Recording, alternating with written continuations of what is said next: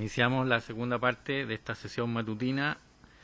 Tiene la palabra por CITRAC, Sindicato Interempresa de Choferes de Camiones de Transporte Nacional e Internacional y Actividades Afines y Conexas de Chile, don Joaquín Cabrera Segura, hasta por 10 minutos. Tiene la palabra.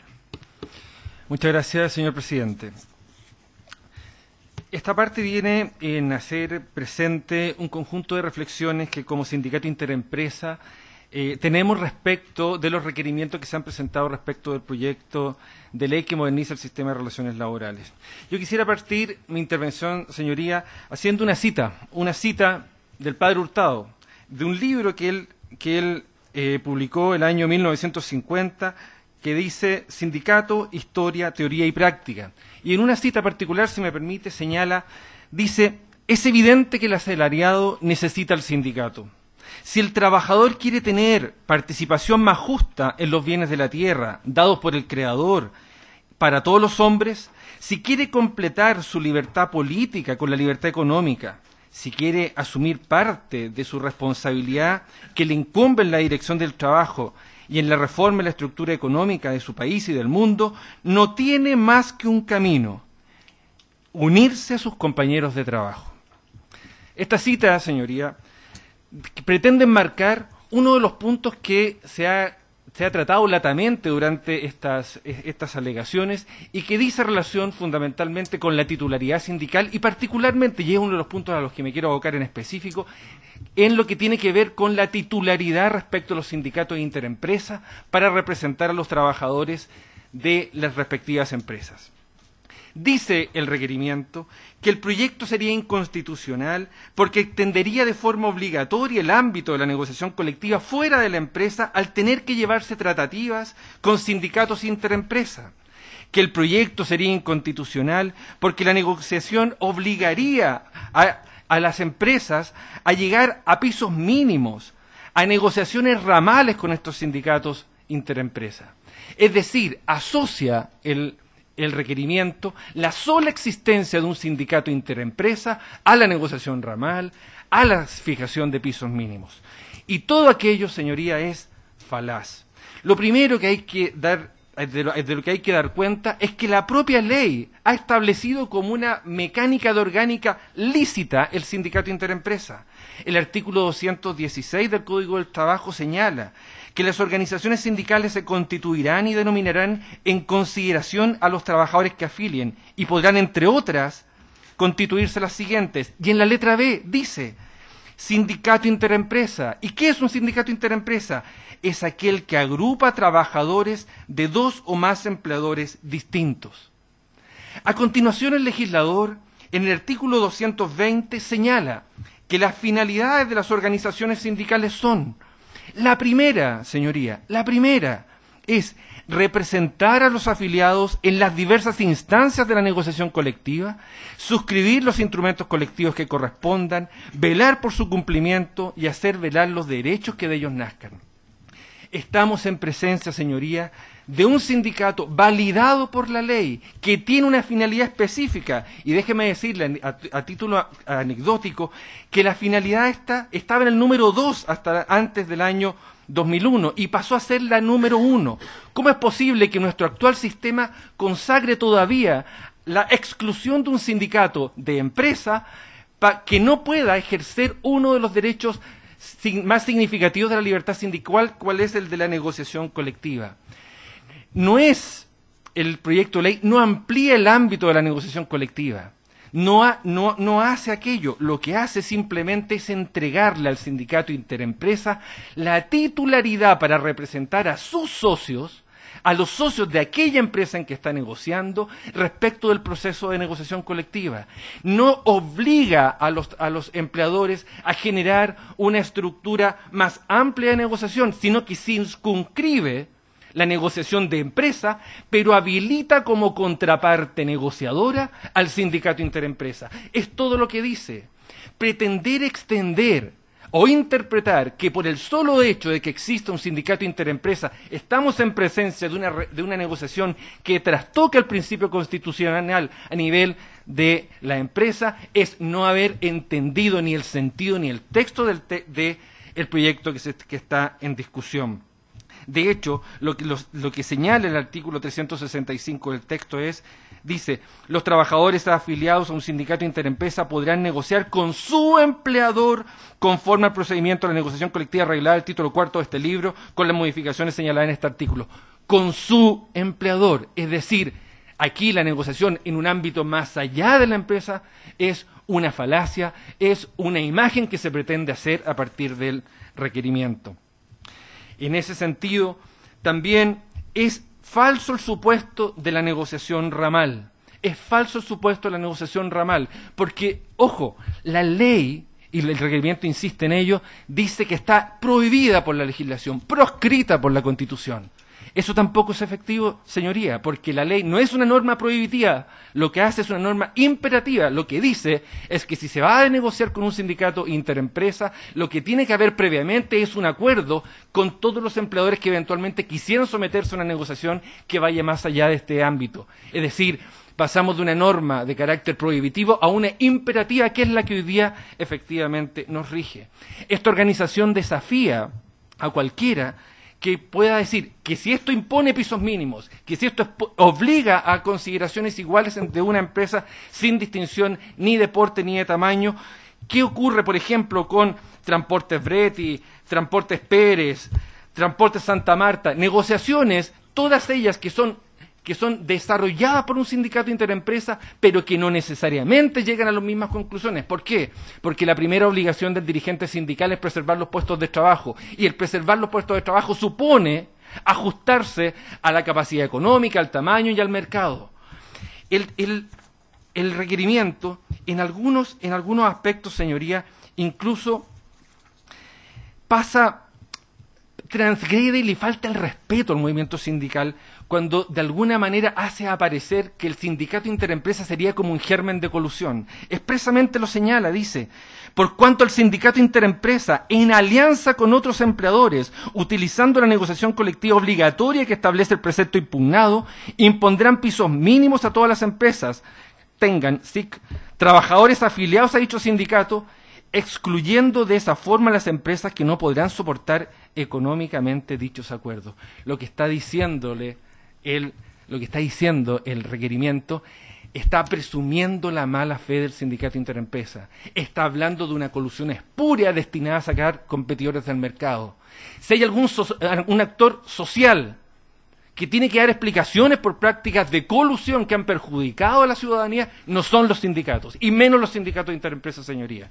Y es por eso que el requerimiento en esto lo que intenta hacer es generar imágenes e inseminar temores en un ejercicio que debiera ser natural, libre, donde fluya el acuerdo colectivo con un actor que solo busca tener la herramienta para negociar de manera arreglada cuando tiene trabajadores afiliados en una empresa en específica.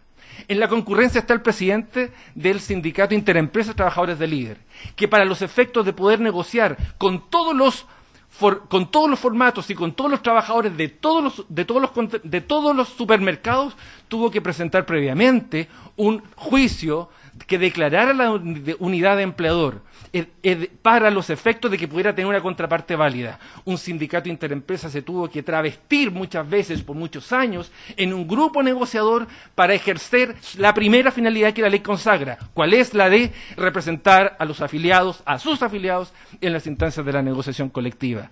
Es por eso que el proyecto de ley apunta en la indicación correcta cuando entrega la titularidad al sindicato interempresa, que le va a permitir negociar a nivel de empresa respecto de sus afiliados, superando la discriminación que hoy día existe y consagra la ley respecto al sindicato interempresa, el de empresa y el interempresa, con los mismos derechos de cara a un único empleador. La coordinación que esconde o que de alguna manera sospecha la contraparte no es más que una imagen, no es más que una manera de debilitar este avance que significativamente podría hacer y permitiría negociar a vastos sectores de la población. Tampoco el requerimiento se hace cargo de la identidad en los beneficios. Los sindicatos, aquí pareciera ser que el sindicato interempresa llega y impone condiciones. Eso no es así. Las condiciones se ganan en la cancha. El sindicato primero tiene que generar fuerza, primero tiene que generar afiliación, primero tiene que generar legitimación y finalmente tiene que generar el acuerdo para lo cual eventualmente puede llegar a celebrar. Finalmente, señoría, el padre, así como me apoyé en el padre Hurtado, quisiera también terminar con el padre Hurtado. El padre Hurtado lo que dice es que la caridad comienza donde termina la justicia. Y lo que nosotros queremos decir aquí es que la relación laboral no es un espacio de la caridad, es un espacio en donde no debiera jamás terminar la justicia. Y los actores sociales organizados son garantes de que así sea. Bien, muchas gracias. Le corresponde exponer al Sindicato Nacional número 3 de Empresas Unilever Chile, representado por su presidente Roberto Traslaviña. Tiene la palabra hasta por 10 minutos. Excelentísimo tribunal, buenas tardes. Represento al Sindicato Nacional número 3 de Empresa Unilever Chile, empresa multinacional. Nuestro sindicato cuenta con 210 socios de un total de 2.200 trabajadores aproximadamente que tiene contratado directamente Unilever. Mi intervención se centrará en exponer respecto de dos impugnaciones que hizo un grupo de senadores y diputados, esto es, la titularidad sindical y la extensión contenida y la extensión de beneficios contenida en la reforma laboral. En primer término, para poder contextualizar a partir de la realidad en que desarrollamos nuestro trabajo diario, referirme a la libertad sindical. En Unilever Chile hay 8 sindicatos que negocian colectivamente en diferentes fechas, ya sea en forma arreglada, generando contratos colectivos, o no reglada, generando convenios colectivos. Uno de nuestros sindicatos, el sindicato número 1 en Unilever, es de los sindicatos más antiguos de este país, con más de 80 años de vida. Cada uno de estos sindicatos tienen estructuras de remuneraciones y beneficios distintos y distintas estrategias para negociar colectivamente. Cada sindicato tiene distintos estilos de trabajo, distintas ideas de organización. Algunos nos hemos organizado como federación, otros han preferido mantenerse independientes. Los trabajadores de Unilever tienen libertad de asociación para afiliarse a alguno de los sindicatos existentes o de formar parte de otro sindicato si no concuerda con la visión de los sindicatos existentes. Hace unos 3 años, el sindicato número 8 de los que he nombrado se constituyó a partir de la necesidad de un grupo de trabajadores que no coincidió esa necesidad o esa visión respecto de los sindicatos existentes. Entonces, cada sindicato en Unilever y sindicatos en general de otras empresas representan y defienden a sus socios, no solo en el periodo de negociación colectiva, sino que durante todo el tiempo, pues es una organización de gestión permanente. Por ello, actúa cuando hay incumplimientos contractuales, cuando hay amonestaciones, cuando hay problemas de condiciones de trabajo o de seguridad, cuando hay que organizar fondos de bienestar social o ayuda mutua, cuando hay despidos, etc. 2 preguntas que nos surgen. ¿Dónde están y para qué sirven los grupos negociadores en esos momentos? ¿Qué hacen por los trabajadores no sindicalizados en esas circunstancias? Nada. No hay representatividad, ya que no existe organización formal.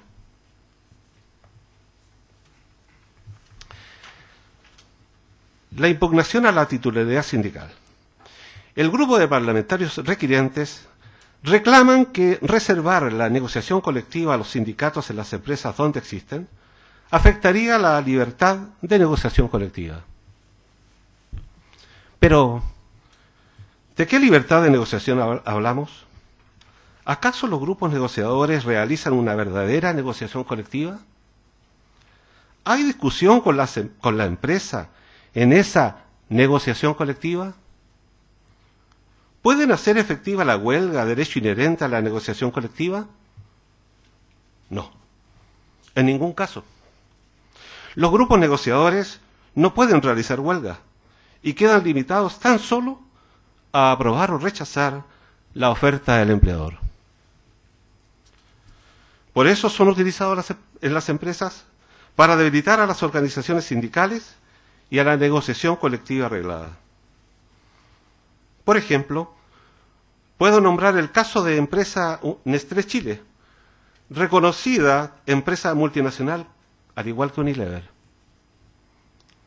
El caso es, en la planta Macul de Nestlé, el año 2014, en los meses de mayo y abril se realizó la negociación colectiva arreglada del sindicato número 1, que agrupaba a 400 trabajadores aproximadamente, y que culminó con un contrato colectivo a partir del 1 de mayo, con importantes beneficios tales como sueldo mínimo, reajuste real, mensualidad de beneficios anuales y pago de indemnizaciones.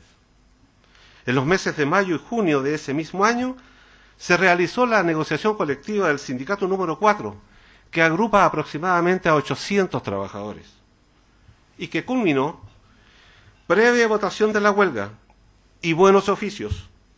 A solo minutos de hacer efectiva la huelga, concluyó con un contrato colectivo a partir del 1 de julio de ese año. También con importantes logros, beneficios como sueldo mínimo, reajuste real, bono de locomoción, etc. En paralelo, en el mes de abril del 2014, se formó un grupo negociador en que participaron 98 personas no sindicalizadas. Curiosamente, este grupo negociador recién votó la oferta de la empresa el día 17 de julio, después que habían terminado las negociaciones de los dos sindicatos mencionados. Y más curiosamente todavía, la oferta de la empresa contenía lo mejor de los beneficios obtenidos por ambos sindicatos. Y desbordado de más curiosidad, los beneficios se le aplicaron retroactivamente desde el mes de mayo de ese año. No hubo no hubo reuniones de negociación, ni asambleas del grupo negociador. No hubo nada. Pregunto, ¿qué habilidad extraordinaria les permitió a este pequeño grupo de trabajadores obtener mejores beneficios que los de los dos sindicatos mencionados? ¿Por qué la enorme mayoría de los grupos negociadores se constituyen en empresas donde existen sindicatos y no en empresas donde no los hay?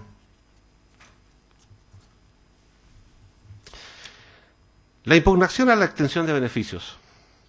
También se ha cuestionado por este grupo de parlamentarios requirientes la norma que establece que la extensión de los beneficios del contrato colectivo a los trabajadores no sindicalizados debe contar con la autorización del sindicato que los obtuvo. Plantean que eso afectaría los derechos de los trabajadores no sindicalizados. Al menos, en nuestra experiencia, la extensión unilateral de los beneficios de la negociación colectiva es un arma utilizada por las empresas para promover la no sindicalización y a veces para castigar la sindicalización. Unilever en general realiza el ejercicio de extender los beneficios colectivos a los trabajadores no sindicalizados. Pero hoy tenemos a 90 trabajadores de nuestro sindicato, de Planta San Bernardo, a quienes se les ha negado extenderles los beneficios de nuestro contrato colectivo, esto ya hace más de un año, sumándose a ello a que los discriminó respecto de los trabajadores de la misma planta, a algunos trabajadores de ahí, en que sí les extendió los beneficios colectivos.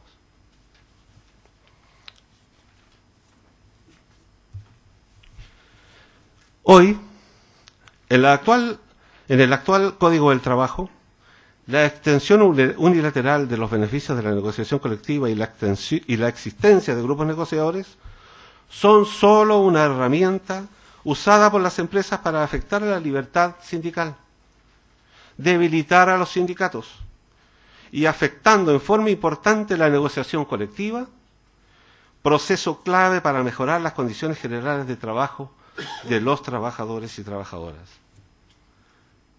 Las consecuencias están a la vista, en la baja sindicalización y escasa proporción de trabajadores que negocian colectivamente. Me permito hacer un llamado a este altísimo tribunal a velar por la expresión real del contenido de la garantía constitucional de la libertad sindical, reforzada por los pactos internacionales suscritos por Chile, declarando la constitucionalidad de las normas impugnadas que sólo eliminan los mecanismos de afección de esta libertad enquistados hasta hoy en nuestro Código del Trabajo. Gracias. Muchas gracias. Por la Confederación de Trabajadores del Cobre expone Manuel Ahumada Letelier, presidente, hasta por 10 minutos. Tiene la palabra. Gracias, presidente.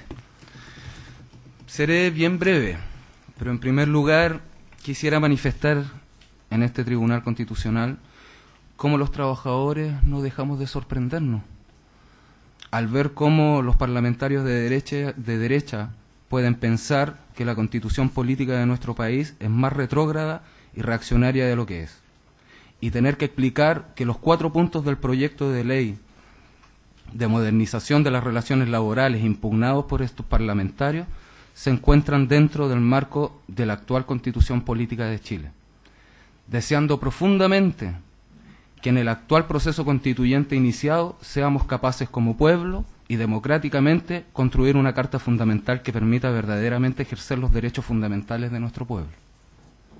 En segundo lugar, dejaré a disposición 2 gráficos de torta sobre la distribución de utilidades, remuneraciones e impuestos de nuestro país, uno del año 1973 y otro más actual del 2013, con datos extraídos desde el Banco Central, quedando en evidencia con estos gráficos comparativos el cómo en el tiempo las remuneraciones de los trabajadores de Chile se han ido traspasando a las utilidades de las empresas y por todos conocido la injusta distribución de la riqueza, no cumpliendo así con la justa retribución a los trabajadores de Chile, establecido como un derecho constitucional en el artículo 19, número 16, inciso 2 de la Constitución Política.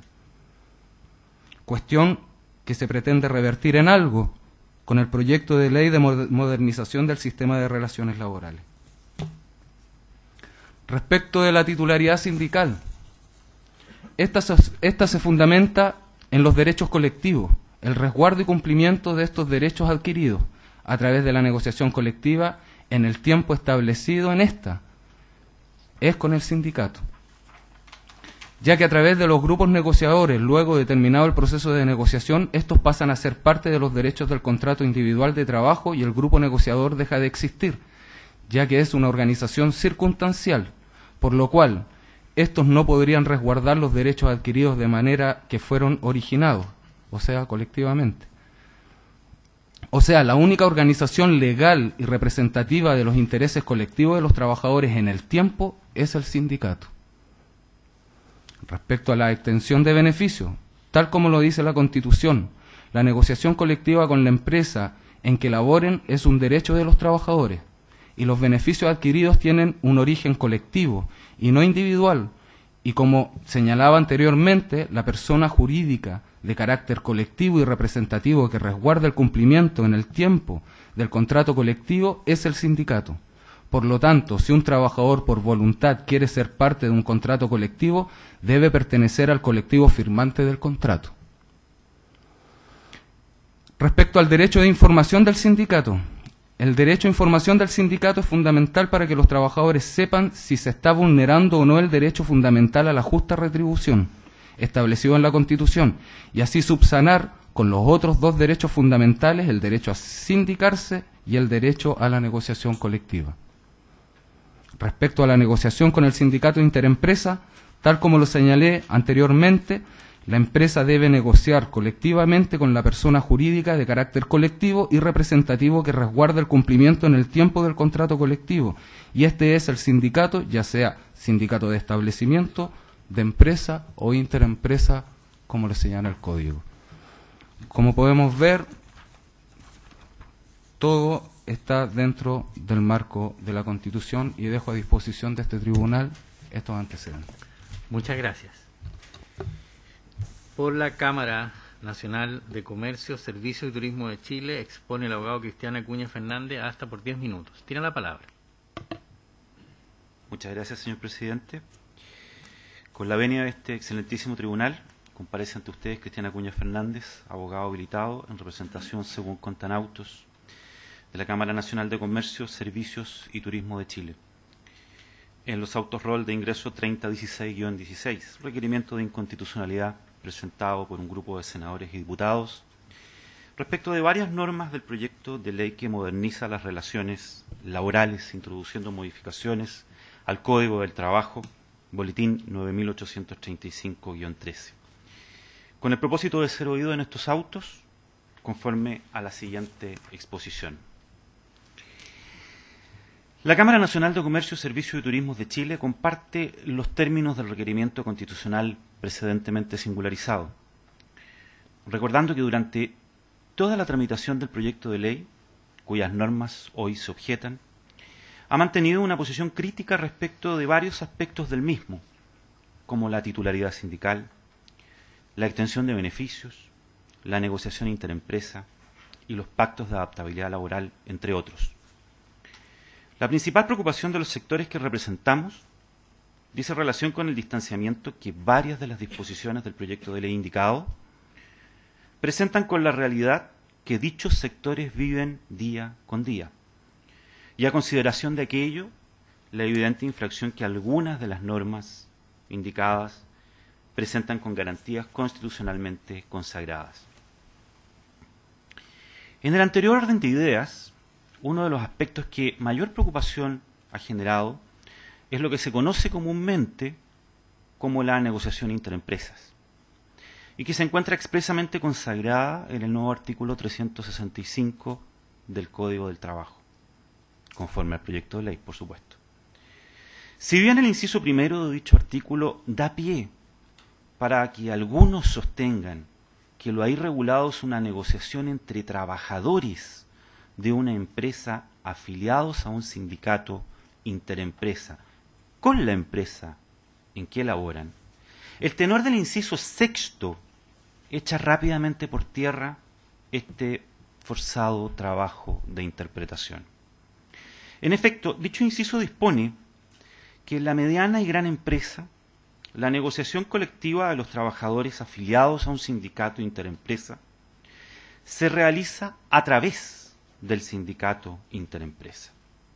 En términos simples, excelentísimo tribunal, las partes en la mesa no son los trabajadores y la empresa, es el sindicato interempresa y la empresa. Este agudo esfuerzo de redacción del autor no es suficiente para soslayar el hecho que de aprobarse esta disposición, el empleador se verá obligado a negociar no con sus trabajadores, sino que con un sindicato que agrupa a trabajadores de otras empresas y que da cuenta de realidades que pueden ser muy diversas a las de la empresa que en ese minuto está negociando.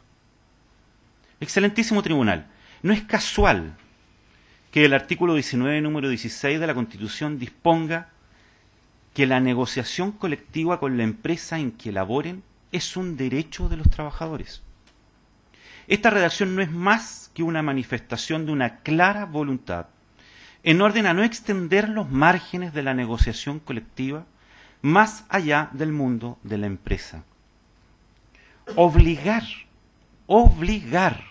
a esta a negociar con un sindicato interempresa es partir de la premisa que ambos son parte de una misma construcción, siendo que los sindicatos interempresas son, como su mismo nombre lo deja entrever, el resultado del aporte diverso que le proporcionan los trabajadores de las distintas empresas a que representan y que dan cuenta de diversos intereses, demandas, requerimientos o pretensiones. No nos llamemos a engaños. Al negociar con un sindicato interempresa, no estoy negociando solo con los trabajadores de la empresa. Se me está obligando a negociar con una estructura formada fuera de la empresa y en que participan trabajadores con los cuales no me une ni una relación laboral. Ni una relación laboral. Preguntémonos en virtud de qué representación se va a negociar. ¿Quién realizará la propuesta? ¿Quién firmará el contrato colectivo? Y eventualmente, ¿quién lo modificará? Y la respuesta a todas aquellas interrogantes es una sola: el sindicato interempresa, no los trabajadores de la empresa. Si bien el proyecto contempla algunos paliativos, ha sido necesariamente incluirlos a consideración de la intención del autor de forzar la negociación de las empresas con sindicatos interempresas. No se equivoca el artículo 19, número 16 de nuestra Constitución al centrar la negociación colectiva en torno a la realidad de la empresa. Dar el paso que el proyecto de ley pretende con el establecimiento de una negociación colectiva obligatoria con el sindicato interempresas es borrar con sutileza, pero con decisión, el presupuesto sobre el cual se construye el referido precepto constitucional y fomentar negociaciones en que necesariamente se tenderá a igualar o traspasar las condiciones de una empresa a otra. Con el agravante que estamos hablando de dos empresas que participan de la condición de medianas y grandes. Es decir, empresas, excelentísimo tribunal, que van desde 50 a 199 trabajadores en el primer caso y con más de 200 trabajadores en el segundo caso. ¿Cuál es la razón que permite que una empresa con 55 trabajadores deba negociar colectivamente con un sindicato que representa trabajadores de otra empresa con más de 5.000 trabajadores? ¿Cuál es la razón? La única justificación es la declarada intención de igualar condiciones o términos de negociaciones entre unas empresas y otras, sin ninguna consideración, ni una consideración, a las ventas, a la productividad, a las condiciones comerciales, a las relaciones laborales, a los resultados, a la carga financiera y en general a cualquier factor de legítima diferenciación entre las empresas. Veamos algunos ejemplos de lo que estamos planteando, porque parece poco teórico. En el retail podemos encontrar ejemplos en la situación de la Casa Zúñiga, retail pequeño de la sexta región, que cuenta con 105 empleados, que tiene ventas anuales de 8.000 millones de pesos y metros cuadrados del orden de 2.300 metros cuadrados. Con Falabella Chile, que solo en su área de tiendas, para hacerlo equivalente con el ejemplo de Casa Zúñiga, tiene 16.000 empleados. Tiene 1.354.000 millones de pesos de venta. Y tiene metros cuadrados por 310.000 metros cuadrados. Los 2.000 metros de la Casa Zúñiga no se cumplen ni siquiera en el Falabella del Alto Las Condes. Detengámonos por otro lado en el concesionario de automóviles, que ustedes deben decir son todos más o menos iguales los vendedores de autos. La verdad es que en materia de concesionarios de automóviles hay una tremenda diversidad. También en materia de metros cuadrados y en materia de trabajadores. Estamos dejando una minuta a disposición del tribunal en que vienen estos datos. En este sector, además, tenemos realidades comerciales que van más allá del número de los trabajadores. Ventas directas o no directas. Algunos concesionarios son representantes de los automóviles y otros no. Acuerdos independientes con las marcas o presencia en regiones versus Santiago. Replicar condiciones laborales, por tanto, en esta industria puede producir una competencia que es injusta entre las empresas. La evidente confusión de intereses que se producirá al interior del sindicato de empresas o interempresas, como ya se ha expresado, generará o dará pie a que se mezclen diversas realidades, desvirtuando los términos del artículo 19, número 16 de la Constitución, y someterá a los obligados a negociar a un trato discriminatorio, que atenta directamente contra los términos del 19 número 2 y 22 de la Constitución, al no encontrarse todos ellos en las mismas circunstancias. El hecho de ser parte de un mismo rubro o actividad no es un certificado de igualdad.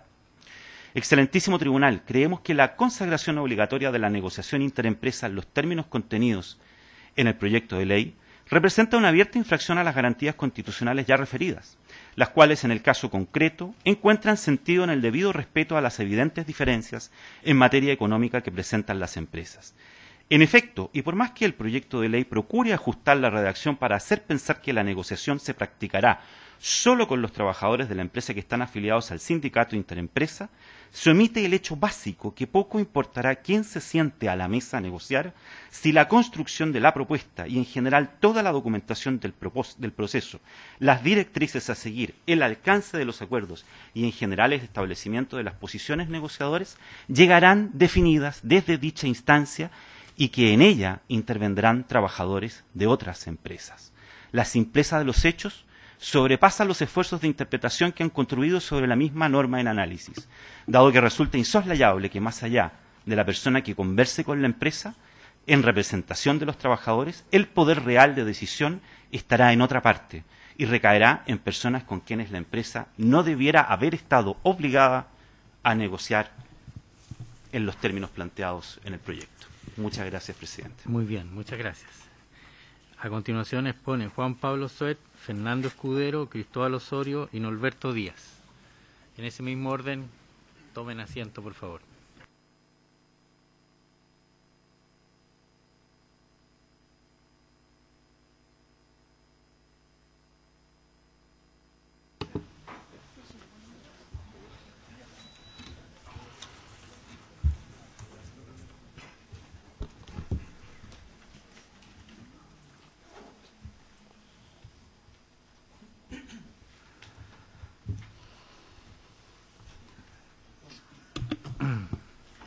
Por la Multigremial Nacional de Emprendedores, expone Juan Pablo Suet Amenábar, presidente. Tiene la palabra hasta por 10 minutos. Muchas gracias, presidente. Estimados señores ministros, hoy ante ustedes no vengo a exponer argumentos basados en el derecho constitucional, sino más bien vengo representando a miles de emprendedores de todo Chile, micros, pequeños y medianos empresarios, que poco entienden de derecho constitucional y menos tienen abogados en sus empresas para que los asesoren en esta materia. De hecho, hace 5 minutos me di cuenta que tenía que dirigirme a ustedes como excelentísimo tribunal y no como señores ministros. Y tampoco conseguimos un abogado que nos pudiera asesorar. Esta reforma laboral, señor presidente, llenó de duda a las pymes y hoy al menos una parte de ellas se las podemos preguntar a nuestra Carta Fundamental. Y si nuestra Constitución nos pudiera escuchar, le preguntaríamos desde la calle, desde el día a día de los que hacemos empresa, que cómo lo va a hacer una mediana empresa de 60 empleados cuando el dirigente sindical representante de una mega empresa de 3.000 o 10.000 trabajadores sea el interlocutor con su dueño. Probablemente, o en algunos casos, no decimos en todos, los beneficios y reajustes que solicitará ese interlocutor amparado en la negociación interempresa estarán basados en la realidad de la mega empresa, que opera con base en Santiago y a lo largo de todo Chile, como se dijo en un ejemplo recientemente anterior, y que cuando contrarrestemos ese petitorio con una mediana empresa del rubro que tiene 2 o 3 tiendas, o tan solo una, probablemente el conflicto será total. Nos gustaría que nuestra nueva Constitución viajara a Quirihue, 8ª región, y conociera el supermercado La Colérica, con 90 empleados, o el supermercado La Torre de Chillán, con 60 empleados, lo que podrán negociar a través de un interlocutor de Jumbo o Walmart, teniendo realidades absolutamente distintas. O bien Casa García, un comercio, o retail, como también se le dice, pero ellos se llaman comercio, con sucursales en Concepción, Chillán y Los Ángeles, con 70 empleados que podría terminar negociando a través de un interlocutor de Falabella o Ripley. La pregunta que nos hacemos, y dejamos la pregunta planteada, es si esto tiene sentido. Tanto que luchamos las pymes por la concentración económica que existe hoy en día en nuestro país, donde solamente un 14% de la torta o del PIB la llevamos las pequeñas y medianas empresas y nos meten en el mismo saco de las grandes empresas que se llevan el 86% del Producto Interno Bruto, probablemente las grandes empresas van a tomar palco, viendo cómo una mediana empresa intenta competir igualando los beneficios que solo las economías de escala y el tamaño de la gran empresa tienen para negociar con sus trabajadores. La individualidad de las empresas es clave para su existencia. Hay emprendedores que les va bien y a otros que no les va bien. Con la negociación interempresa, el punto de partida probablemente o en algunos casos estará fuera de foco. O mejor dicho, en el foco de la gran empresa y no en el de la mediana empresa. Probablemente vendrán los argumentos de parte de los dirigentes sindicales que esto no va a pasar, que no se prestarán para eso, que no servirán a intereses partidistas o políticos. Pero pese a todos esos argumentos, las pymes en Chile nos seguimos preguntando que qué pasará si se da tan solo un caso donde una pyme termine desapareciendo por no poder igualar las condiciones de una gran empresa. ¿Y qué diría nuestra Constitución, la del 25, la del 2005, cualquiera de ellas, si una mediana empresa termina desapareciendo por una práctica así? Por otra parte, nos gustaría contarle a nuestra Constitución, a través de ustedes, que las pymes no tenemos empresas de selección de personal, o headhunters, también como se conocen, menos contratar psicólogos laborales para poder contratar o para que nos asesoren para contratar a los mejores, o como dicen en el campo, las sandías caladas. Las pymes contratamos a prueba y error. Algunos resultan, se comprometen y crecen con nosotros y otros simplemente no nos resultan. Es la realidad de las pymes premiar a los que lo hacen bien y darle una oportunidad para crecer. No poder negociar uno a uno, no poder premiar al trabajador que se compromete más y se pone la camiseta de la empresa es no conocer el día a día de las pymes y vulnerar el derecho del propio trabajador. Muchos de nuestros trabajadores se nos acercan con argumentos como: jefe, voy a ser papá o voy a ser mamá, me van a subir los gastos, ¿usted podría hacer un esfuerzo y subirme el sueldo? ¿Podremos hacerlo? Las pymes no contamos con tiempo ni recursos humanos para estar justificando caso a caso un aumento de sueldo por esta razón, o porque el trabajador se la juega por la empresa, porque va a ser papá o mamá, etcétera. Por lo tanto, las pymes caeremos en prácticas antisindicales o simplemente no podremos premiar el esfuerzo o atender temas personales de un trabajador. Probablemente las pymes conocemos a cada uno de nuestros trabajadores, conocemos el nombre de ellos, conocemos su situación personal, conocemos a su familia. Claramente eso no se da en las grandes empresas y una de las cosas que hemos pedido insistentemente es que no se metan en el mismo saco a las pequeñas y medianas empresas, a las grandes empresas. En una empresa de 2.000, 3.000 o 4.000 trabajadores es imposible negociar uno a uno. Imposible, por el número. Y los sindicatos son sumamente necesarios y nosotros lo reconocemos. Sin embargo, si existe la más mínima o pequeña posibilidad de negociar uno a uno, porque el dueño de la pyme tiene tiempo y quiere, y el trabajador también quiere, porque le gusta destacarse y crecer, ¿puede o debe una ley prohibírselo? ¿Podemos matar todo el esfuerzo individual que tanto necesitamos las pymes para salir adelante y crecer? Nos cuesta aceptar que en Chile vayamos a tener leyes basadas en la realidad de 2.000 megaempresas y 11.000 grandes empresas, cuando existen 800.000, hay números que hablan de 850.000 o 900.000 incluso, micros, pequeñas y medianas empresas, tratando de hacerse un espacio en esta economía nacional tan concentrada como les decía al principio. Lo que ocurre es que ese 2% de empresas, las 2.000 megas y las 11.000 grandes empresas, no puede servir para justificar una ley que afectará negativamente al otro 98% de las empresas en Chile, que emplean el 70% de los trabajadores. 70%, número que da de un 50% de los trabajadores con contrato de trabajo están empleados por las MIPYMES, más un 20% de trabajadores por cuenta propia, que muchos de ellos son emprendedores que están partiendo. Para finalizar, nos gustaría que nuestra Constitución hiciera lo que no hicieron los congresistas o algunos congresistas. Nos gustaría que nuestra Constitución saliera a la calle y se diera una vuelta por las pymes, conociera su realidad y la de sus trabajadores y le dijera a todos los políticos que crean leyes que atentan contra nuestra realidad y los derechos individuales de los trabajadores, que por favor alguna vez salgan de su escritorio y biblioteca y bajen al Chile real, donde se trabaja día a día. Ese Chile en que se encuentra ese otro, y otro con mayúsculas, 98% de empresas, micros, pequeñas y medianas, que este Congreso o parte de él traicionó y no quieren ver que existe. Muchas gracias. Muy bien, muchas gracias. Por el Sindicato Interempresa Consorcio Nacional de Seguros de Vida y Afines, expone su presidente Fernando Escudero Zúñiga, hasta por 10 minutos. Tiene la palabra. Gracias, presidente. Veré como su intermedio al excelentísimo tribunal y por él usted a las señoras y señores ministros.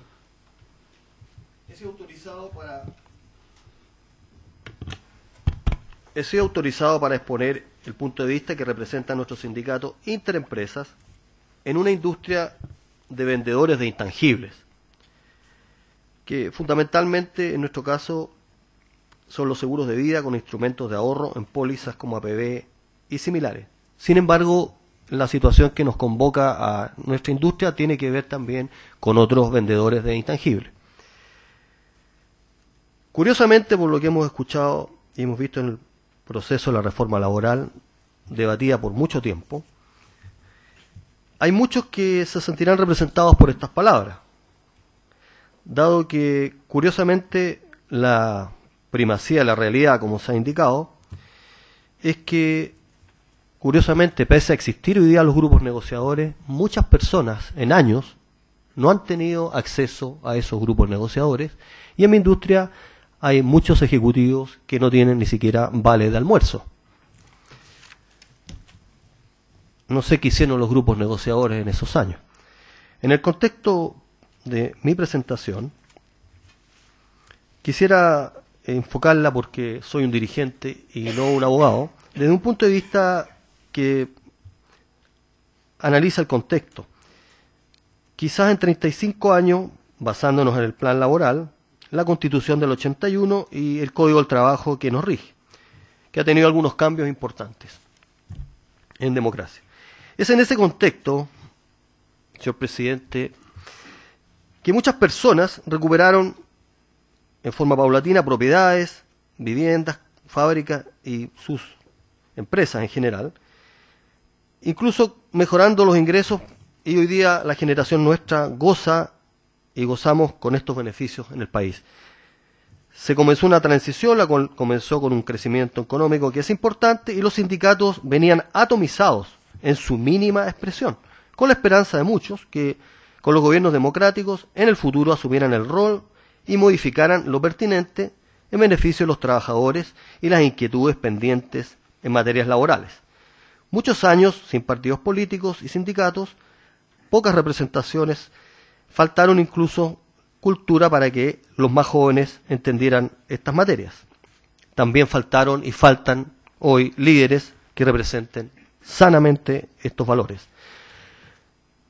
Aprovechando el minuto, con ocasión de circunstancias del país que estamos viviendo, y con mucha emoción quiero hacer un alcance y homenaje muy sentido, como dirigente gremial, por razones que no son explicables en este minuto, pero sí el homenaje a un líder, un gran líder, que sacó la voz cuando otros callaron. Era cuando los batallones, cuando la infantería patrullaba nuestras calles, para que otros evitaran los sindicatos.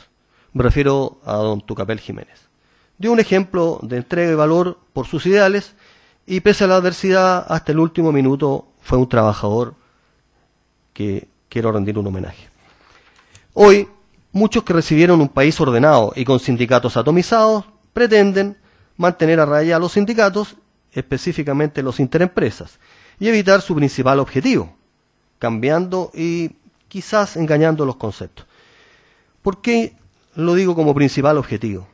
Lo principal de un sindicato es trabajar en conjunto y en armonía, insisto, en armonía, en equipo, podríamos decir, entre los empleadores y sus empleados, y buscar buenos acuerdos, independientes de las miradas.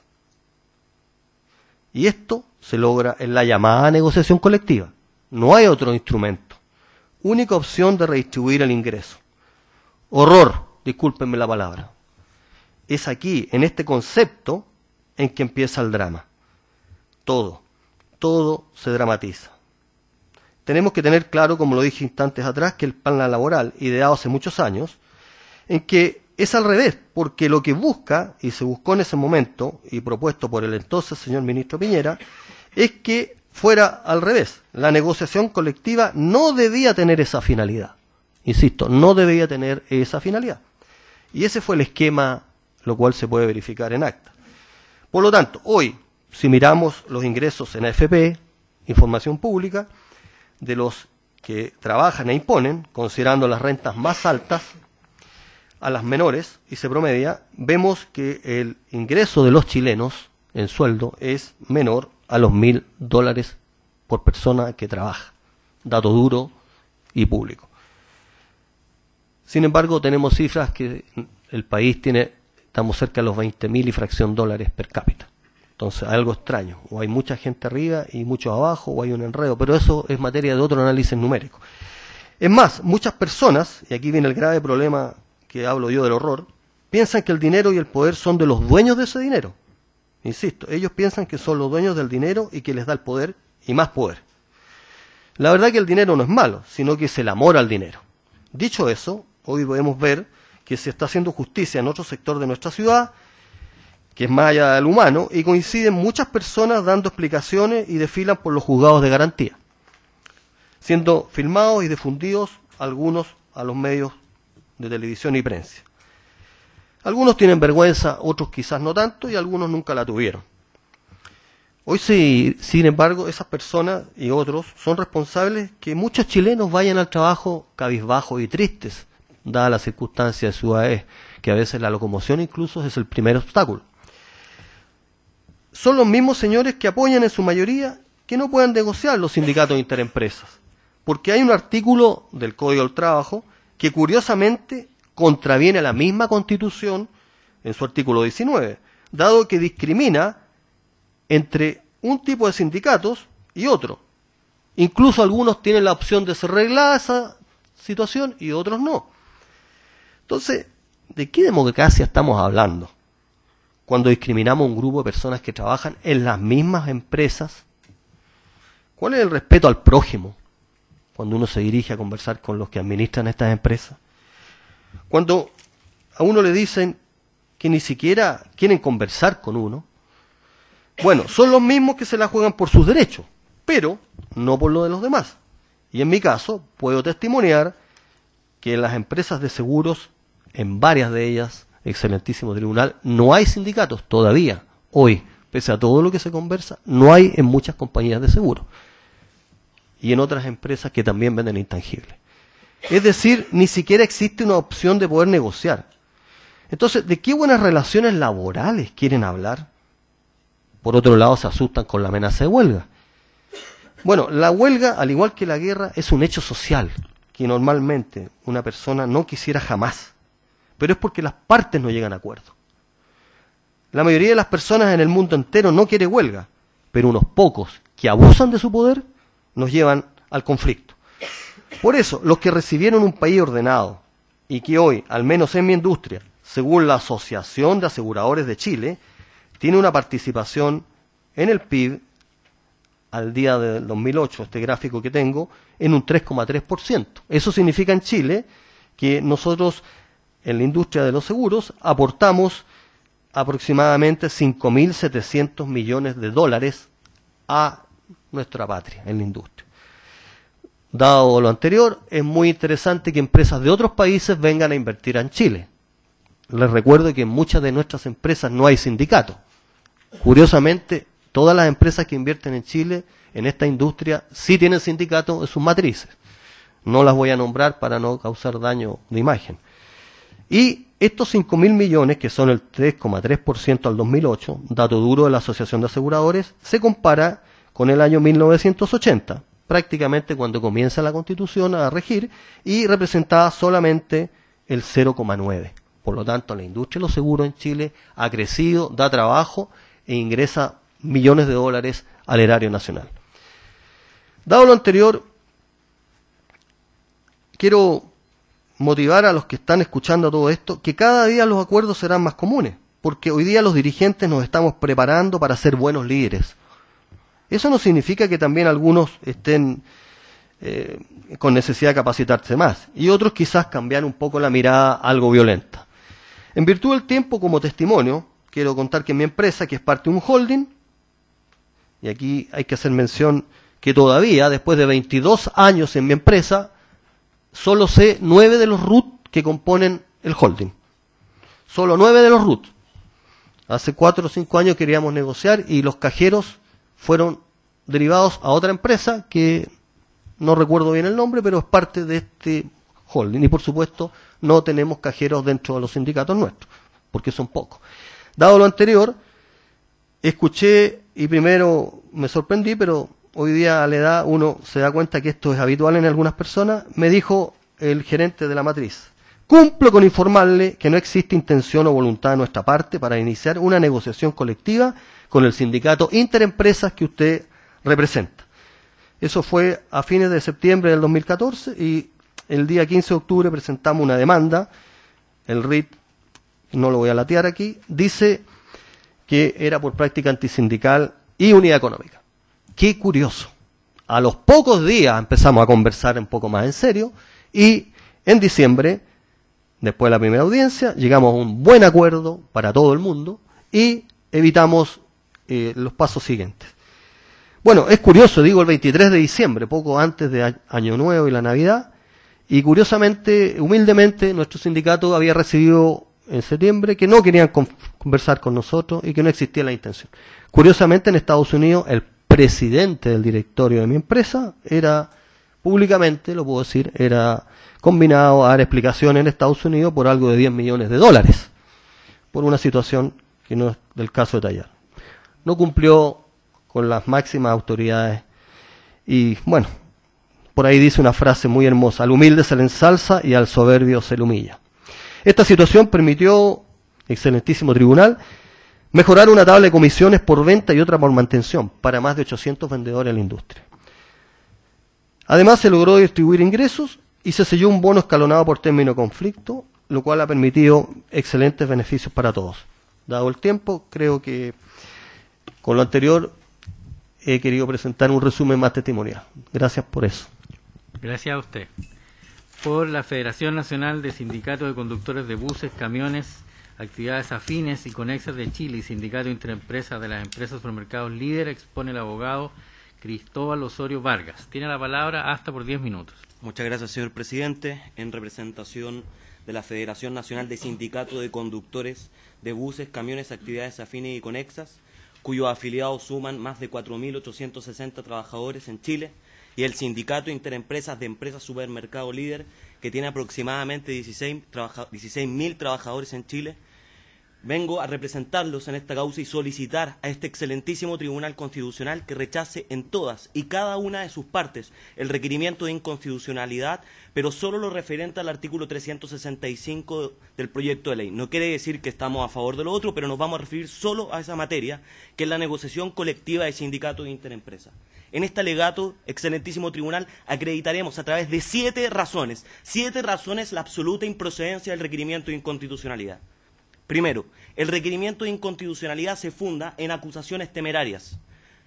El requerimiento, que fue suscrito por senadores y diputados, contiene un conjunto de acusaciones temerarias e incluso delictuales en contra de los sindicatos e interempresas.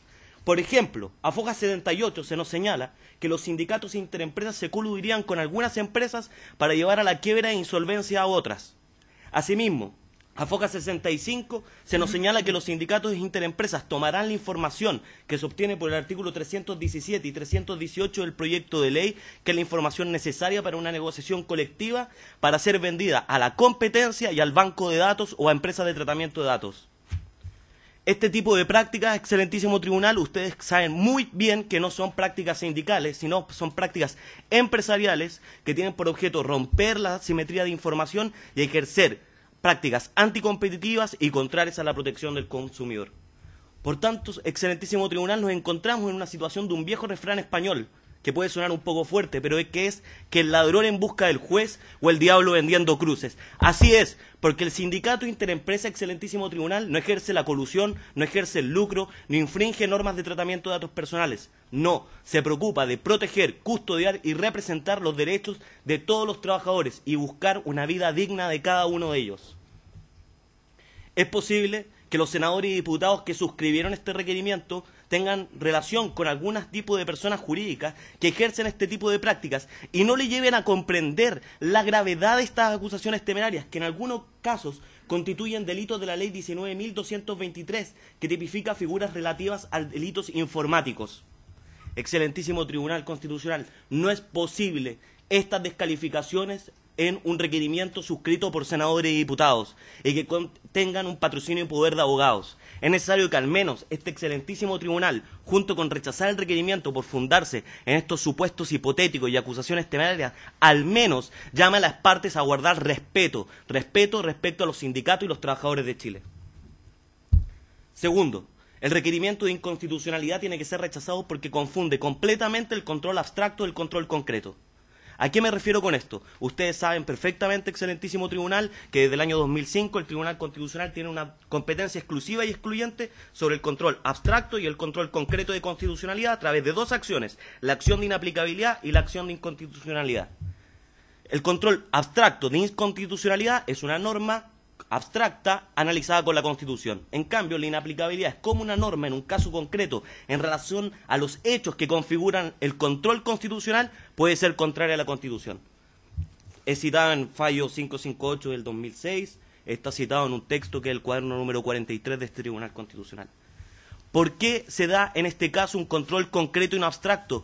Porque, como se ha explicado, en cada uno de los alegatos que apoyan este requerimiento de inconstitucionalidad son hechos particulares, excepcionales y de laboratorio que fundarían la contradicción del artículo 365 con la Constitución. No es la norma en abstracto, son estos casos especiales y extraordinarios que crean en el requerimiento de inconstitucionalidad, lo que no pertenece al ámbito del control abstracto.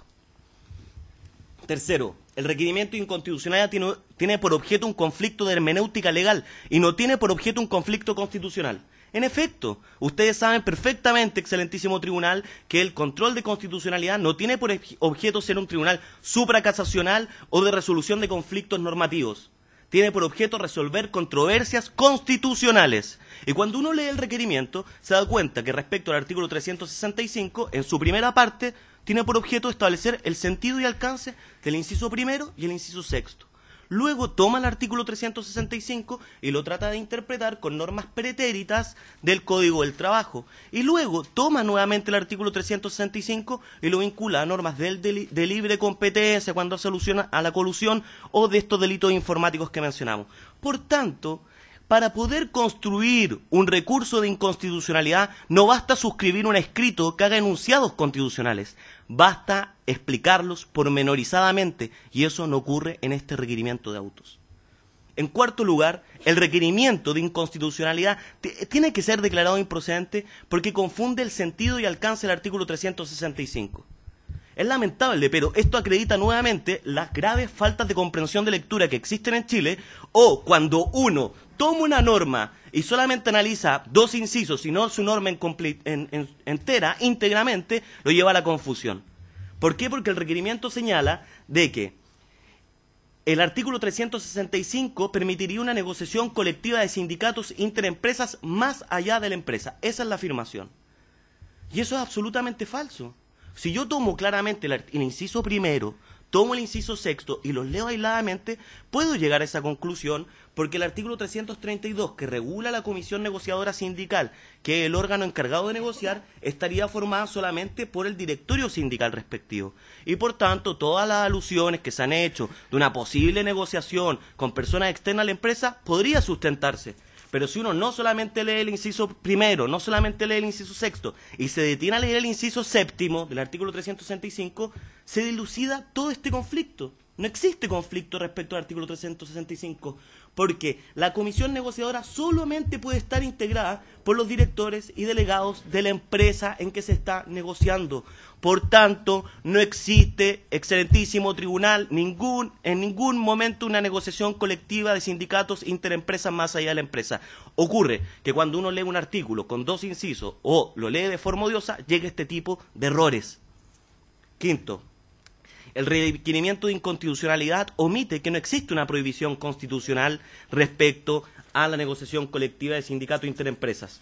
Antes, un ejemplo que se puede llevar a cabo una negociación colectiva con sindicatos interempresas y que cada empresa atienda a su realidad particular para poder negociar está en este contrato que hemos traído, lo vamos a compartir con ustedes, señores ministros, para que lo puedan revisar y se van a dar cuenta que el sindicato de interempresas de empresas líder que se relaciona con supermercados hiper, Supermercados Express, Abarrotes Económicos, Econo y Walmart, respecto a cada una de estas empresas se analiza un distinto sistema o relación laboral, atendida a las circunstancias particulares de los ingresos, los costos de la empresa, etc. Es decir, incluso también en la práctica no va a ocurrir este infierno o averno del derecho laboral que al parecer algunos creen que se acercaría. 5. El requerimiento señala de que hay una prohibición constitucional. ¿Por qué eso es falso? Es falso porque las prohibiciones constitucionales, como bien sabe este excelentísimo tribunal, son de texto expreso. Por nombrar algunas, el artículo 19, numeral 1 contiene una prohibición expresa, el artículo 19, numeral 15 también tiene una prohibición expresa, e incluso el artículo 19, numeral 16 tiene 2 prohibiciones expresas. Pero nunca en esas prohibiciones se señala la prohibición de negociación colectiva de sindicatos e interempresas. Entonces, ¿cómo se puede llegar a conjugar esta teoría por los requirentes? Se conjuga porque para la construcción de su hermenéutica jurídica toman decretos, leyes o leyes antiguas y pretéritas que ya no están vigentes, que incluso están derogadas, como el Plan Laboral de 1979, que prohibía la negociación colectiva de sindicato e interempresa, el viejo Código del Trabajo, la Ley 18.620, e incluso toman la voluntariedad de la nueva reforma laboral de la Ley 19.069. Entonces, hemos pasado de un régimen legal que permitía la negociación colectiva de sindicato e interempresa a uno que lo prohibía y a uno que actualmente lo permite sujeto a la voluntariedad del empleador. Por tanto, siempre ha sido potestad del legislador establecer la modalidad de negociación colectiva. 6. El requerimiento de inconstitucionalidad también prescinde que esta diferenciación entre pequeña, mediana y gran empresa, en primer lugar, ya ha sido reconocida por el Tribunal Constitucional y que es legítima en el rol 567 del 2009. Luego también omite que la propia legislación en que han participado incluso los senadores y diputados que suscribieron esto, fijó este tipo de distinción en la ley 20.416, que fija normas especiales para empresas de menor tamaño. Y también prescinde de que el criterio objetivo tomado es justamente el número de trabajadores. Para concluir, yo creo que uno puede creer que este es un requerimiento que tiene por objeto establecer un conflicto de normas constitucionales como libertad de empresa, igualdad en las cargas públicas o discriminación arbitraria. Pero finalmente, cuando uno lo lee detalladamente, llega a la conclusión que simplemente tratan de transformar en caricatura a los sindicatos, reírse de lo que ellos hacen, no entender e incluso tratarlos de delincuentes. Yo creo que tenemos que respetarnos, no haber descalificaciones, pero por sobre todo darnos cuenta que esta es la oportunidad de no cerrar la puerta a los derechos laborales y mantener un sistema pétreo y pasar a un sistema en que el Tribunal Constitucional acepte que los derechos sociales avanzan y son reconocidos no solamente en Chile, sino también en el derecho internacional. Muchas gracias. Gracias a usted. Por el Sindicato de Trabajadores del Petróleo ENAP Refinerías S.A. Aconcagua, expone su presidente, Norberto Díaz Sánchez. Tiene la palabra. Muchas gracias, excelentísimo tribunal. Primero que todo quiero agradecer bien sinceramente la convocatoria a esta audiencia pública que ha realizado el Tribunal Constitucional para escuchar a los actores públicos respecto de 2 requerimientos que han presentado un grupo de senadores y diputados en contra del proyecto del gobierno que moderniza el sistema de relaciones laborales. Quiero partir señalando en mi calidad de presidente del sindicato ENAP, de vicepresidente de la CUT, en mi calidad profesional de trabajador social y no de abogado ni jurista, expresar más que argumentos jurídicos, elementos que ayuden a la reflexión, particularmente en aquello vinculado a la titularidad sindical y la extensión de beneficios. Debo comenzar evidentemente señalando que nosotros rechazamos todos y cada uno de los argumentos que se han expuesto por los señores senadores y diputados en los requerimientos presentados ante esta señoría. Lo rechazamos porque creemos que están equivocados, en primer lugar porque las normas aprobadas por el Congreso son efectivamente constitucionales y lo que están haciendo, en nuestra opinión, es cuestionar el legítimo interés de una mayoría social que se expresó en el Parlamento y en el Congreso y que cree que los sindicatos y las negociaciones colectivas son los elementos que los países desarrollados y exitosos han usado para repartir de mejor manera la riqueza que se construye en un país, junto con los impuestos. Este proyecto, señores miembros del Tribunal, tiene por declarada finalidad promover el fortalecimiento de los sindicatos como sujetos principales de la negociación colectiva. Tal como se inspira el derecho del trabajo, esto tiene primacía en la realidad. Durante 35 años las organizaciones sindicales, pero peor aún, las víctimas, los trabajadores, han sido víctimas de una legislación que fue impuesta cuando no había Tribunal Constitucional, o estaba objetado severamente, cuando no había Congreso, ni Senado, ni Parlamento, y no hubo posibilidades de dialogar. Los trabajadores chilenos somos víctimas de una legislación que tiene una vigencia de 35 años, porque lo que sucedió del 90 en adelante fue simplemente prolongar largamente las leyes de la dictadura y no tocar los pilares fundamentales de lo que se conoció como plan laboral. Cuestionamos el plan laboral dictado en la época de la dictadura, porque lo sustantivo lo que persiguió fue hacer desaparecer un sujeto social. En Chile, antes que las AFP, antes que las ISAPRES, antes que el decreto ley 600, antes que la privatización de las empresas públicas, aquí lo que se hizo primero fue destruir a un actor social, la organización sindical en Chile. Se estableció una huelga que no paraliza, se le dieron atribuciones especiales al empresariado para extender los beneficios y se construyeron mecanismos jurídicos, legales y a posterior culturales y políticos para debilitar a los sindicatos y constituirlos en organizaciones inútiles. Durante 35 años, por la vía de la extensión unilateral de los beneficios, el empresariado lo que ha provocado es que en Chile no existe organización sindical. Es falso y es mentira, señores miembros del tribunal, que en Chile no hayan sindicatos porque la gente no tenga interés. En Chile no hay organización sindical porque la gente cuando intenta armar un sindicato es perseguida, es excluida, es sacada de puestos de promoción y en algunos casos, como en la minería y en el montaje industrial, incluso con la cohabitación de los sindicatos, que malamente se han convertido en pequeñas fábricas de empleo, pueden estar en famosas listas negras y tenemos chilenas y chilenos que durante años no encuentran trabajo en la minería o en el montaje industrial. Nosotros cuestionamos las normas heredadas de la dictadura porque lo que provocaron fue hacer desaparecer un sujeto que permitía en este Chile distribuir mejor la riqueza. La extensión unilateral de los beneficios durante 35 años, señores miembros del tribunal, no ha sido usada por parte del empresariado con el interés de promover mayor igualdad al interior de las empresas. Cuando se estableció en el plan laboral que se cotizaba menos si tú estabas fuera del sindicato o que los empleadores te podían dar lo mismo, eso se tradujo en innumerables prácticas antisindicales que no han sido reconocidas y que tienen a la organización sindical y a los trabajadores chilenos recibiendo 1 de cada 2 trabajadores chilenos menos de 440.000 pesos mensuales en el país. 1 de cada 2 trabajadores chilenos no alcanza a vivir con menos de 440.000 pesos. La idea base de este proyecto es recuperar el peso del sindicato en las organizaciones.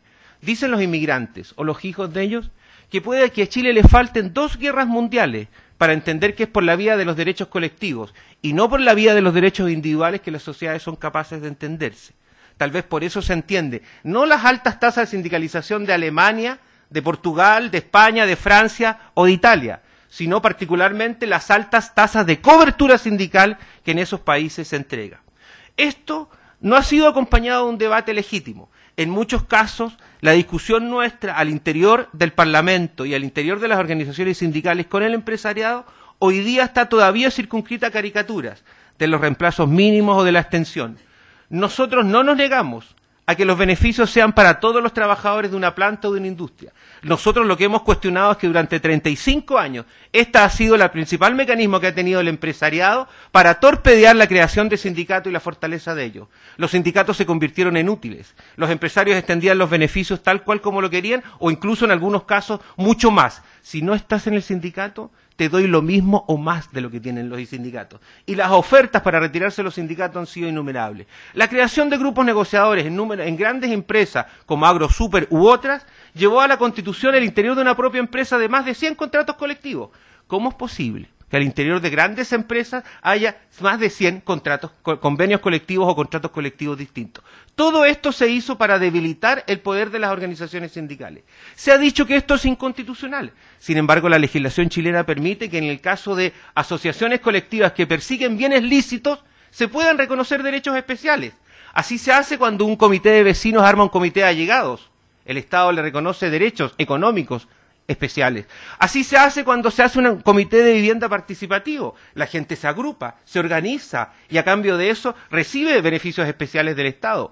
A nosotros nos parece absolutamente razonable que los chilenos decidamos que una manera de distribuir los ingresos y la riqueza en Chile no solo sea a través de tasas de impuestos, sino que a través de la distribución de la riqueza que se genera en la industria y en el país. Y la riqueza en un país y en una industria se genera con el capital financiero y con el capital de trabajo que aportan los trabajadores chilenos. Se ha hecho reproches en torno a que en esto existiría abuso o sindicato único, o que estaríamos estableciendo dictaduras sindicales. Bueno, este proyecto, entre las cosas que no estaban correctas, incluso alguna vez intentó hablar del abuso que podría hacer los dirigentes sindicales de su fuero.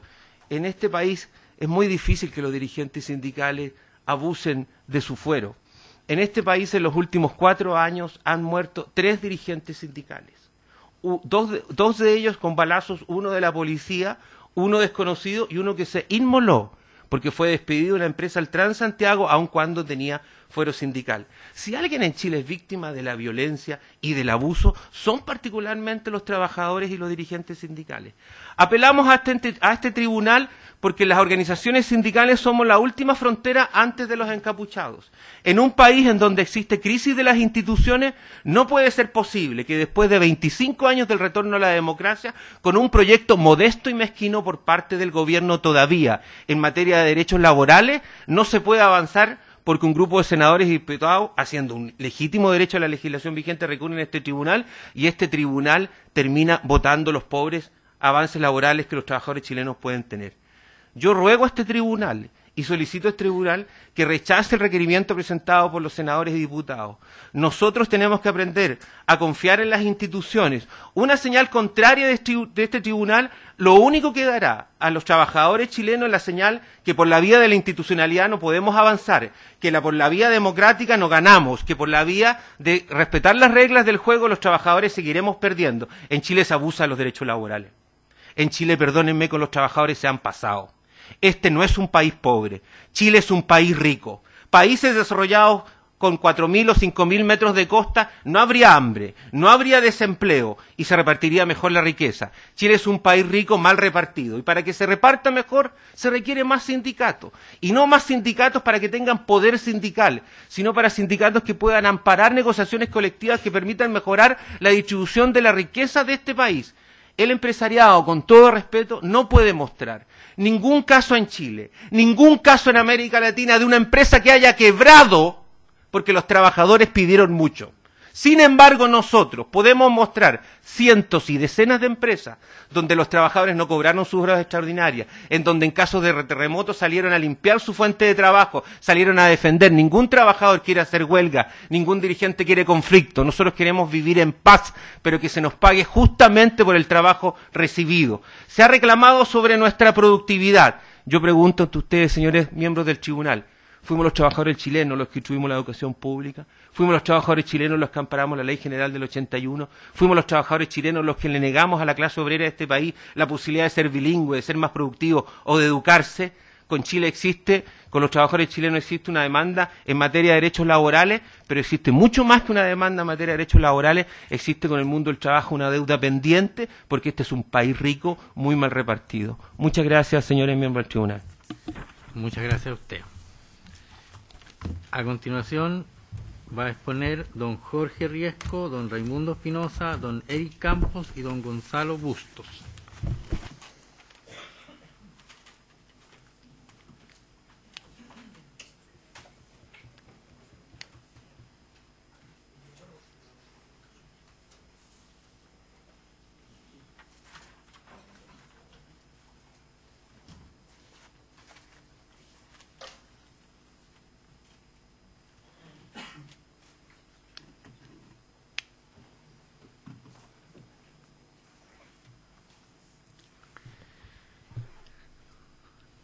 Entonces, por la Sociedad Nacional de Minería, Sonami, expone el abogado Jorge Riesco Valdivieso. Tiene la palabra hasta por 10 minutos.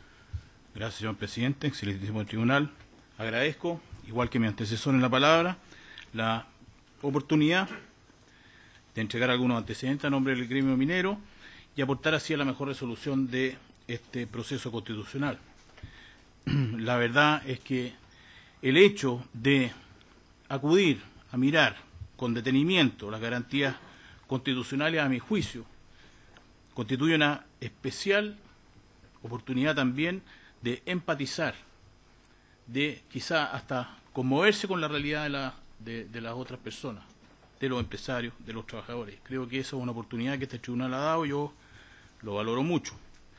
Dado el escaso tiempo, yo, junto con manifestar nuestro apoyo, digamos, a todas las argumentos y a todas las cuestiones de constitucionalidad formuladas en los requerimientos de esta causa, nos vamos a permitir centrar en un aspecto muy detallado de la extensión de beneficio en contrato colectivo y, en particular, en cuanto establece una práctica antisindical nueva a este mismo respecto.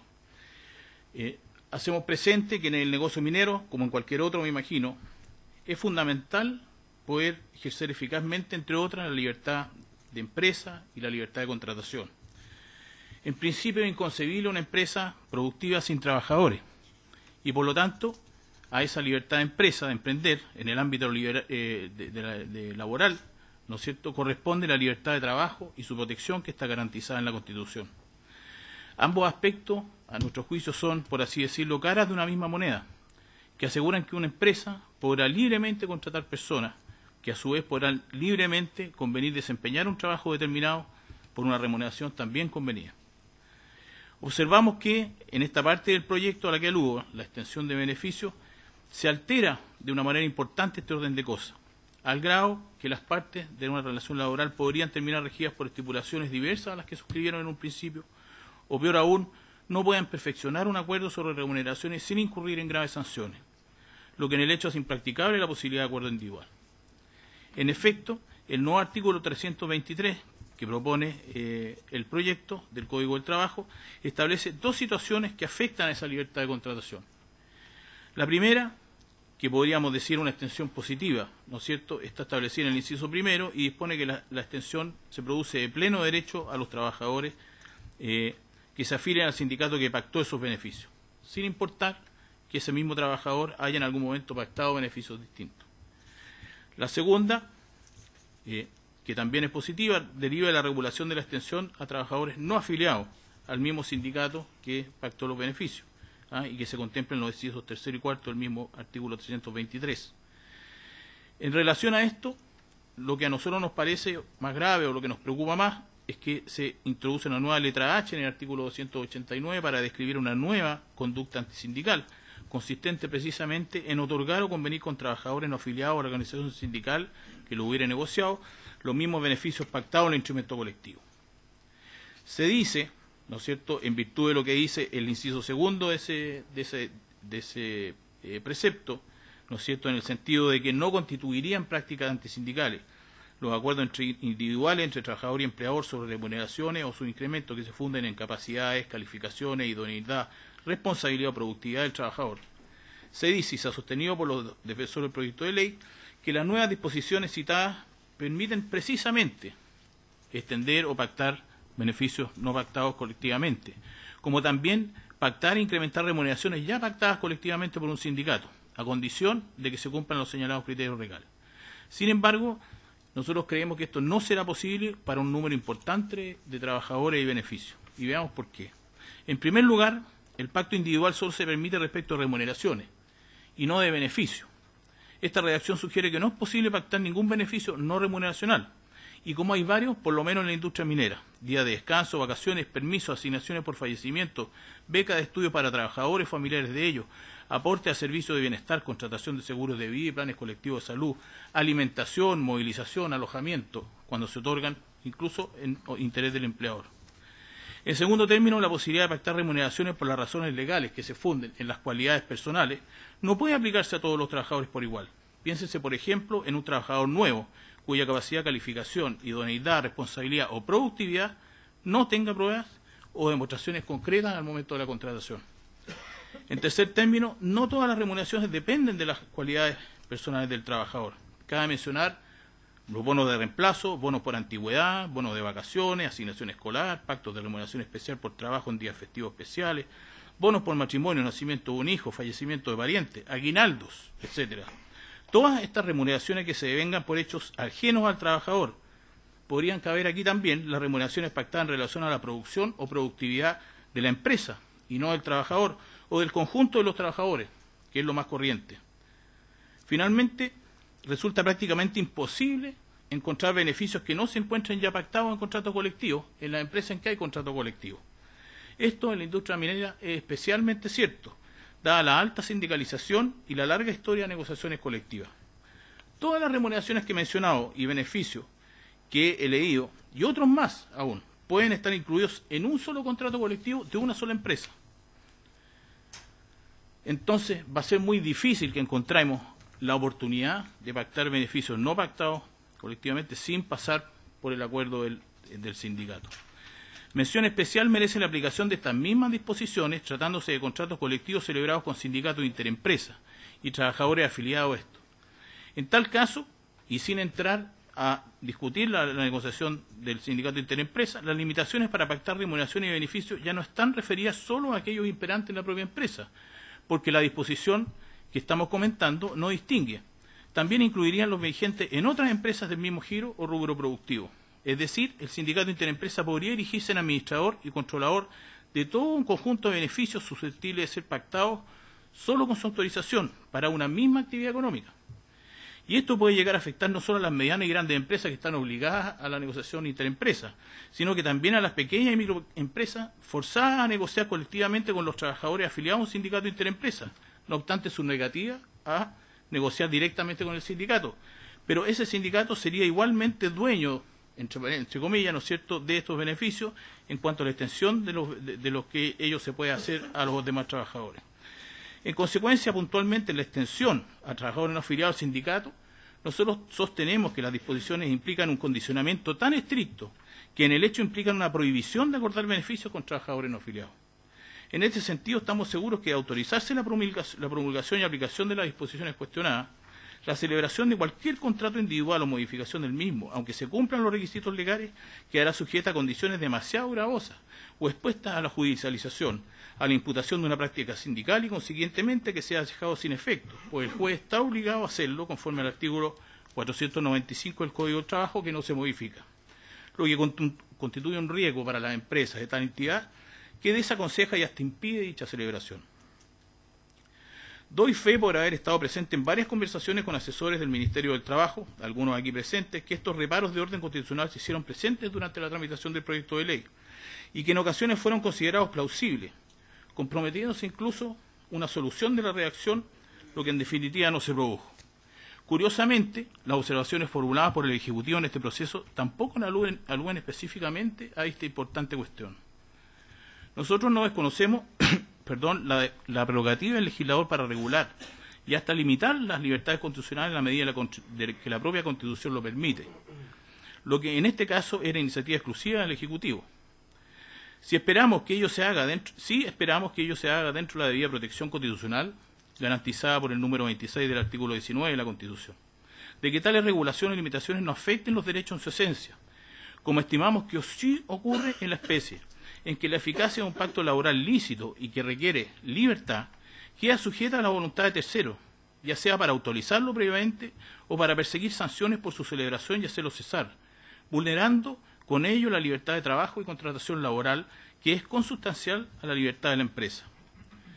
Pensamos que la resolución de esta cuestión de constitucionalidad no solo debe considerar el texto de las nuevas disposiciones contenidas en el proyecto de ley recurrido, o la abundante doctrina y jurisprudencia esgrimida por los recurrentes y los interesados en este proceso, sino también y especialmente los elementos de hecho que incidirán en su aplicación, y que he pretendido resumir brevemente. Las circunstancias antes descritas, propias de la industria minera en muchos casos, deberían formar parte del análisis de esta importante cuestión. Instamos en que así sea, y se deje a salvo al menos la libertad de contratar individualmente entre empleadores y trabajadores, que creo que es la llave de este problema. Si no se aprueba la disposición que estamos además cuestionando, no pasa nada. En las observaciones del Ejecutivo establecen poco menos de que esto entraría en un caos si estas disposiciones, digamos, impugnadas no se aprueban. Nosotros creemos firmemente que por lo menos en el caso que hemos destacado aquí, eso no ocurre de ninguna manera. Muchas gracias, señor presidente. Bien. Dejo una minuta de la exposición. Perfecto, Perdón. muchas gracias.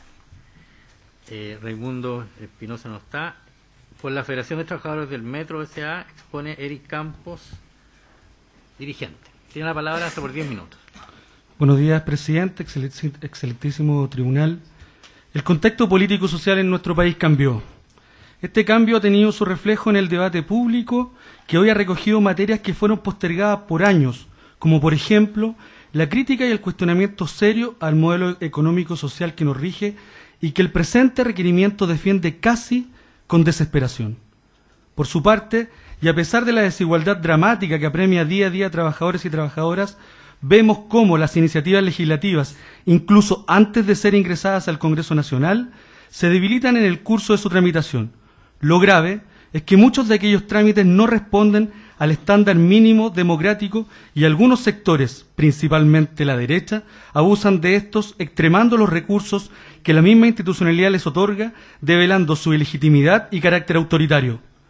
En relación al proyecto de ley, y a pesar de no ser uno de los pilares programáticos y por ende no estar en el centro del programa de gobierno, el trabajo y el debate respecto a sus necesarias transformaciones se configuró en parte importante de la discusión política durante 1 año y medio, poniendo en evidencia sus déficits y lo complejo que resulta en nuestro país hacer las reformas necesarias que modifiquen el esquema de desigualdad, nula participación y desprotección de los trabajadores y trabajadoras chilenos. Si revisamos las cifras, estas nos plantean a nivel sindical un bajo nivel de asociatividad, lo que influye directamente en la debilidad existente hoy en las organizaciones sindicales, respondiendo a un diseño normativo que no propicia o incentiva su fortalecimiento. Los índices de sindicalización están muy por debajo del promedio de las naciones desarrolladas y por debajo de las naciones de la región, bordeando en nuestro país el 14%. Por su parte, los niveles de negociación colectiva no superan el 8%. Es decir, de cada 10 trabajadores que se desempeñan en el sector público, solo 8 negocian colectivamente.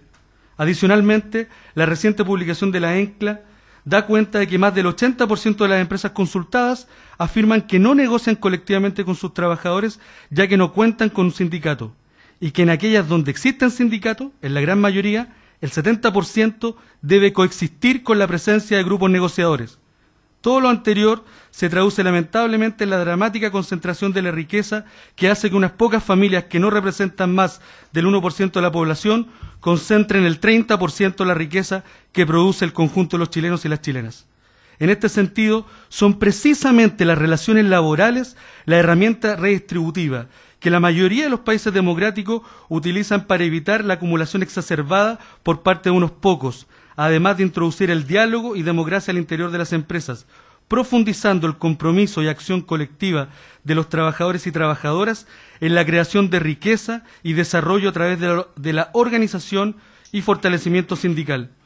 En dirección contraria a esa línea, hoy en Chile, la empresa es un espacio de competencia que obliga a los trabajadores a competir con sus compañeros por sus empleos y remuneraciones, a los sindicatos a competir con grupos de trabajadores que se constituyen autorizados por ley para debilitar las negociaciones de las organizaciones permanentes, aplastando la acción colectiva de los sindicatos y, en la mayoría de los casos, coordinados por los propios empleadores. Respecto a los contenidos de las materias impugnadas, cuestionar las bases de la titularidad sindical y sus efectos instaurados por el proyecto de ley, al establecer al sindicato como sujeto principal de la negociación colectiva, bajo el argumento grimido por parte de los senadores y diputados requerentes de que infringe tanto las garantías de no discriminación y el derecho a negociar colectivamente a los trabajadores no afiliados al sindicato como la libertad sindical, y asimismo constituiría un despojo para el empleador de su derecho a la propiedad en la medida que afectan sus facultades de administración y dirección, es sin duda un ataque directo a los sindicatos y su organización. Demuestra la animadversión y el desprecio por la acción colectiva, develando los rasgos autoritarios que aún persisten en ciertos sectores de la derecha. Por el contrario, la libertad sindical se sustenta, y así lo reconocen los convenios internacionales sobre la materia y la propia Constitución política, en la protección y fortalecimiento de las organizaciones sindicales, garantizando la libre afiliación y sindicalización. Lo anterior no justifica que, fundados los derechos de los trabajadores no afiliados, se deba dar preeminencia y prerrogativas a grupos de trabajadores organizados solo para la ocasión, que no expresan una real voluntad colectiva, no tienen el carácter de permanente y, por lo mismo, una vez celebrados los acuerdos o convenios con el empleador, no velan ni pueden velar por el cumplimiento de los compromisos alcanzados. Asimismo, la eliminación de la facultad de extender unilateralmente los beneficios por parte del empleador viene a reparar lo que hoy es una práctica antisindical sostenida y autorizada por la propia ley, que despoja al sindicato arbitrariamente de la posibilidad de disponer de dichas cláusulas solo para sus afiliados, en una manifestación inequívoca de privación de incentivos a la afiliación sindical. La propuesta, y así lo recoge el proyecto de ley, es el acuerdo para la extensión de beneficios con el objeto de profundizar el diálogo social y redistribuir el poder en la relación laboral al interior de la empresa. Por su parte, el derecho a la información busca equilibrar la negociación colectiva, hacerla más justa y seria, evitando las asimetrías odiosas que actualmente existen en esta materia entre sindicatos y empleadores, con el propósito de avanzar en la reducción de brechas, principalmente salariales, que persisten mediante discriminaciones arbitrarias, por ejemplo, aquellas distinciones entre hombres y mujeres a nivel de determinación de sus salarios, hoy absolutamente discrecional por parte del empleador. En este sentido, existe un interés público claro y evidente detrás de estas normas que los senadores y diputados de derecha no quieren reconocer. ¿Qué inconveniente puede existir en que el sindicato pueda contar con la planilla de remuneraciones de sus afiliados si él mismo tiene el mandato legal de representar sus intereses? Además, el proyecto de ley dispone únicamente que los sindicatos podrán contar con la información respecto a los demás trabajadores de la misma empresa no afiliados innominadamente, lo que entrega el resguardo necesario de reserva y que la propia ley en esta materia se preocupa de garantizar. En relación a lo impugnado en el ámbito del derecho a la negociación colectiva de los sindicatos interempresa, existe una clara desinformación en el requerimiento respecto al contenido final del proyecto de ley. Una de las demandas del mundo sindical durante la tramitación del proyecto fue, precisamente, avanzar en la negociación ramal, convencido de que es la única herramienta capaz de influir realmente en la distribución del ingreso, fortalecer las negociaciones colectivas y aumentar los índices de negociación y además de alcanzar los resultados de una negociación colectiva a aquellos segmentos de trabajadores donde los derechos colectivos son casi inexistentes, como lo es en el contexto de las micro y pequeñas empresas, donde los índices no alcanzan la cobertura, donde los índices o alcance de la cobertura sindical son casi nulas. No obstante, esto no se reflejó en el contenido del proyecto de ley, señalando el Ejecutivo expresamente que sobre esta materia no se iba a legislar. Así, los argumentos de los senadores y diputados requerentes son falsos y antojadizos e incluso contradictorios. Por un lado, defiende la libertad sindical de quienes no están afiliados al sindicato en razón de los alcances de garantías fundamentales tales como la libertad de afiliación, el derecho a la negociación colectiva y el principio de no discriminación. Y por otro lado, cuando se trata de restringir los derechos a la negociación colectiva de los trabajadores afiliados a los sindicatos interempresa, se utiliza de manera mañosa e intencionada una visión restrictiva, equivocando además los efectos y alcances de la negociación interempresa, que como sabemos, lamentablemente, el proyecto de ley no la saca del ámbito de la empresa. ¿Qué más podemos señalar? Solo que el requerimiento de los aspectos impugnados busca evitar el fortalecimiento legítimo de las organizaciones sindicales y que se enmarca en el contexto de los convenios internacionales, garantías constitucionales y las recomendaciones de los organismos observadores de la aplicación de las normas internacionales ratificadas por Chile. Por otra parte, quiero señalar que los sindicatos son un espacio de disputa democrática. En ellos se expresan distintas visiones con el objeto de canalizar las demandas progresivas de los trabajadores y trabajadoras en los distintos ámbitos y momentos históricos de la sociedad. Buscan respetar la diversidad ideológica a su interior que se expresan en el esfuerzo por alcanzar y profundizar los legítimos derechos de los trabajadores y trabajadoras a través de la acción colectiva. En esta democracia moderna, los sindicatos, junto a otras organizaciones sociales, forman parte importante del debate público, expresión de sensibilidades que han contribuido decididamente a la recuperación de la democracia, el desarrollo productivo y al diálogo social.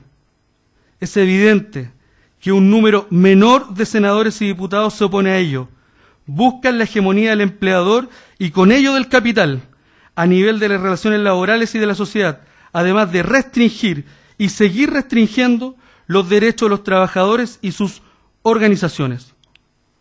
Por último, se hace necesario precisar que este proyecto de ley está muy lejos de ser una reforma sindical, como lo han planteado quienes se oponen a él desde el empresariado. Aún falta mucho por avanzar en el real fortalecimiento de las organizaciones sindicales, por lo que de acogerse a este requerimiento, la situación misma de los sindicatos y del propio proyecto de ley, desde el punto de vista normativo, quedaría muy muy desmejorada, con las consecuencias que a futuro esto traería para la sociedad y el desarrollo de una democracia más profunda. Muchas gracias. Gracias a usted. Finalmente, el último expositor de esta mañana, por la Cámara Chilena de la Construcción, expone el abogado Gonzalo Bustos Carbone. Tiene la palabra hasta por 10 minutos. Gracias, señor presidente. Excelentísimo tribunal, si bien nosotros concordamos con todos los puntos propuestos en el requerimiento, en razón del tiempo solamente nos vamos a referir a las consideraciones que, a juicio de la organización que represento, justifican que se declare la inconstitucionalidad del artículo primero, número 37 del proyecto de ley, que introduce el artículo 365 sobre la negociación colectiva de los trabajadores afiliados a un sindicato interempresa, y en particular respecto de su inciso sexto, por vulnerar algunos preceptos constitucionales que paso a exponer. Anticipando las conclusiones, afirmo desde ya que el precepto cuya constitucionalidad impugnamos atenta contra la libertad de asociarse sin permiso previo reconocida a todas las personas y consagrado en el artículo 19, número 15 de la Constitución, específicamente contra el derecho a la personalidad jurídica determinada, al imponer de manera forzosa, a priori y permanente, un esquema de negociación colectiva no tolerado por la Carta Fundamental, y contra el derecho a la igualdad ante la ley, consagrado en el artículo 19, número 2 de la Constitución, pues al perseguirse un fin legítimo, como es el fortalecimiento de los sindicatos como ente negociador, se ha vulnerado el principio de proporcionalidad y más específicamente aún el subprincipio de necesidad al establecerse un medio regulatorio para alcanzar dicho fin, que no es el menos lesivo para este efecto, vulnerando nuevamente el principio constitucional a la personalidad jurídica. Primera infracción constitucional, entonces, podemos señalar que el precepto impugnado atenta contra la libertad de asociarse sin permiso previo, asegurada a todas las personas en el artículo 19, número 15 de la Constitución, y en particular al derecho a la personalidad jurídica determinada, al radicar forzosamente y fuera de los contornos de la persona jurídica llamada empresa los efectos de una negociación colectiva que no ha sido detonada por trabajadores de la empresa alcanzada por dichos efectos, disponiendo de esta manera una confusión de trabajadores y empresas, esto es, asociados y asociaciones, sin que haya mediado voluntad de unos y otros necesariamente. Recordemos que la empresa es una asociación y una persona jurídica que está dotada de todos sus atributos al disponer precisamente de una entidad legal determinada. Así lo dispone, por lo demás, el inciso tercero del artículo tercero del Código del Trabajo. Permítame, presidente, hacer algunas preguntas que es del caso para fundamentar esta afirmación. ¿Permite la Constitución, cuando ésta promueve sus legítimos fines de protección de los derechos de los trabajadores, que se prescinda de la identidad legal de las empresas? ¿Puede la ley operar como si las entidades de dos o más empresas fuesen una sola, confundiendo en todo o parte a empleadores y trabajadores de empresas distintas? ¿Puede hacerlo como un sistema permanente o solo cabe levantar el velo de la personalidad jurídica en casos de fraudes o ilícitos? La respuesta a estas preguntas categóricamente es no. La Constitución solo permite que el denominado velo de la identidad legal de una empresa pueda levantarse y, en consecuencia, erradicarse sus derechos y obligaciones fuera de esta entidad en forma excepcionalísima y solo, como he señalado, en casos de fraudes e ilícitos. Veamos algunos ejemplos concretos y no de laboratorio en los que estas situaciones van a materializarse. En primer lugar, la negociación colectiva con trabajadores ajenos o de distintas empresas en su calidad de asesores. En efecto, este proyecto de ley impone a una empresa la obligación de negociar con el sindicato interempresa, lo que incluirá a trabajadores de otras empresas, los que podrán intervenir como asesores, calidad atribuidas a ellos en el inciso final del artículo 365. Este precepto, que no es inconstitucional individualmente, lo es en su efecto derivado del inciso sexto que se impugna. En este nuevo diseño, cabe preguntarse si se está negociando si el empleador está negociando solo con sus trabajadores o a través de estos trabajadores asesores pertenecientes a otras empresas. Dicha negociación está marcada por agendas diversas, pensadas para otras empresas, con realidades distintas y con incentivos distintos.